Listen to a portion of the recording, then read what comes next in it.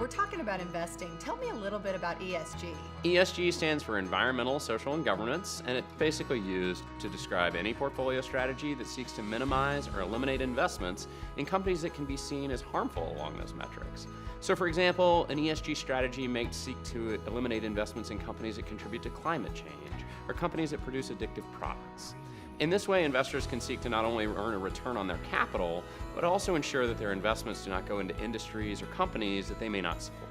So basically, ESG is investing in your values.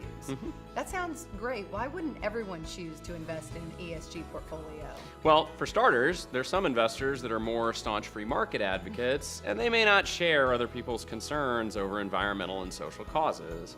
And from a classic portfolio theory standpoint, there are some that believe that excluding certain companies and industries from your investment portfolio lowers its overall diversity and may negatively impact your risk-adjusted returns.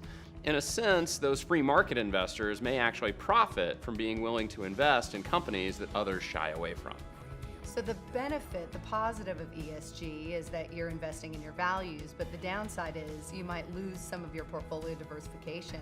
What does the data suggest? Well, oddly enough, the data would tend to suggest the opposite, at least over the past 10 to 20 years. It turns out that avoiding companies that are potentially harmful to our society may be a good investment strategy, as perhaps these companies face increasing regulatory and social pressures which are harmful to their businesses.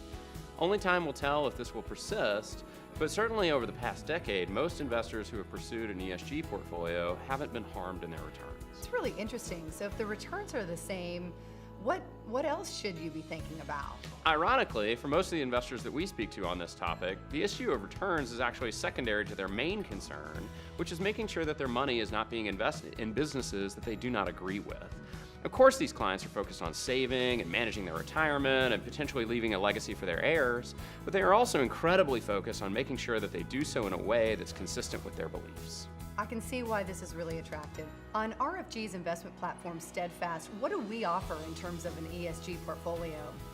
We offer a wide range of portfolios that are designed to help clients with these issues. And if any one of our clients or prospects is interested in learning more, I would encourage them to speak with their advisor.